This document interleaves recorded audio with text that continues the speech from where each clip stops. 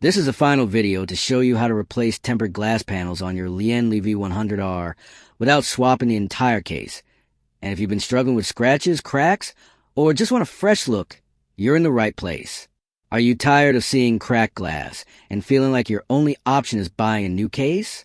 The problem happens because the V100RS panels are designed to snap on and off, but many guides online make it sound super tricky with tools, screws, and confusing steps that waste your time. Most YouTube tutorials show full case replacements or complicated hacks that leave you frustrated. But today on Rexist, I'll share a simple trick that lets you remove and replace the tempered glass safely using just a few basic steps anyone can follow. All you need is patience and gentle touch. And I'll walk you through loosening the panel clips, lifting the glass without cracking it, and snapping the new panel perfectly in place.